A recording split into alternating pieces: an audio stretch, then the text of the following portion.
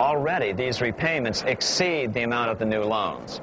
By 1992, Africa's external debt had reached $290 billion, 2.5 times greater than in 1980, resulting in skyrocketing infant mortality rates and unemployment, deterioration of schools, housing, and the general health of the people. The entire world faces the immeasurable suffering already destroying the Third World and now Japan, all for the benefit of the money changers. As one prominent Brazilian politician put it, "The Third World War has already started. It is a silent war, not for that reason any less sinister. The war is tearing down Brazil, Latin America, and practically all the Third World.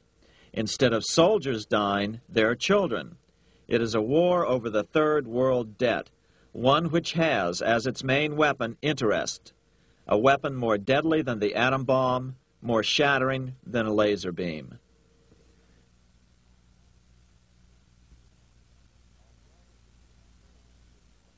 Although it would be absurd to ignore the pivotal role played by influential families such as the Rothschilds, the Warburgs, the Schiffs, the Morgans, and the Rockefellers in any review of the history of central banking and fractional banking, keep in mind, by now, central banks and the large commercial banks are up to 3 centuries old and deeply entrenched in the economic life of many nations. These banks are no longer dependent on clever individuals such as a Nathan Rothschild.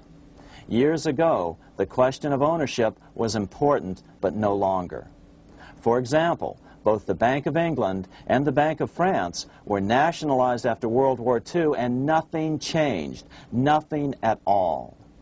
They endure and continue to grow, now protected by numerous laws, paid politicians, and mortgaged media, untouched by the changing of generations. 3 centuries have given them an aura of respectability. The old school tie is now worn by the 6th generation son, who's been raised in a system that he may never question as he is named to serve on the governing boards of countless philanthropic organizations. To focus attention today on individuals or families, or to attempt to sort out the current holders of power, serves little useful purpose and would be a distraction from the cure. The problem is far bigger than that. It is the corrupt banking system that was and is being used to consolidate vast wealth into fewer and fewer hands that is our current economic problem. Change the names of the main players now, and the problem will neither go away nor even miss a beat. Likewise, among the hordes of bureaucrats working in the World Bank, central banks, and international banks, only a tiny fraction have any idea of what's really going on. No doubt they'd be horrified to learn that their work is contributing to the terrible impoverishment and gradual enslavement of mankind to a few incredibly rich plutocrats. So really, there's no use in emphasizing the role of individuals anymore. And the problem even transcends the normal spectrum of political right and left.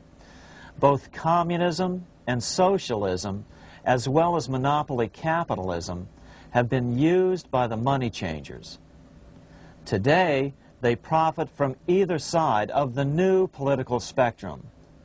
The big government welfare state on the so-called left wing versus the neoconservative laissez-faire capitalists who want big government totally out of their lives on the right wing. Either way, the bankers win. Monetary reform is the most important political issue facing this nation.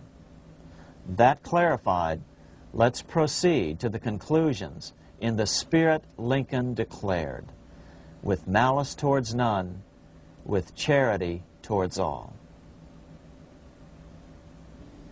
At the start of this video, we ask a number of troubling questions. Let's be sure we've answered them.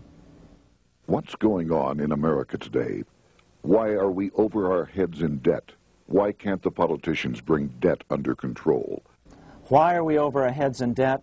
because we're laboring under a debt money system that is designed and controlled by private bankers. Now, some will argue that the Federal Reserve System is a quasi-governmental agency, but the President appoints only 2 of the 7 members of the Federal Reserve Board of Governors every 4 years, and he appoints them to 14-year terms, far longer than his own. The Senate does confirm those appointments, but the whole truth is that the President wouldn't dare appoint anyone to that board of whom Wall Street does not approve.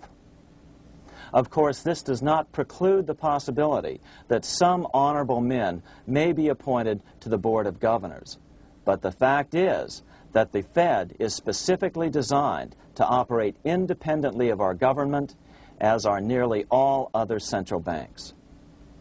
Some argue that the Fed promotes monetary stability. We saw the current head of the Bank of England, Eddie George, claim that this was the most important role of a central bank. In fact, the Fed's record of stabilizing the economy shows it to be a miserable failure in this regard. Within the first 25 years of its existence, the Fed caused 3 major economic downturns, including the Great Depression, and for the last 30 years has shepherded the American economy into a period of unprecedented inflation. Again, this is not some wild conspiracy theory. It's a well-known fact among top economists. As Nobel Prize-winning economist Milton Friedman put it, the stock of money, prices, and output was decidedly more unstable after the establishment of the Federal Reserve System than before. The most dramatic period of instability in output was, of course, the period between the 2 wars, which includes the severe monetary contractions of 1920-21, 1929-33, and 1937-38. No other 20-year period in American history contains as many as 3 such severe contractions.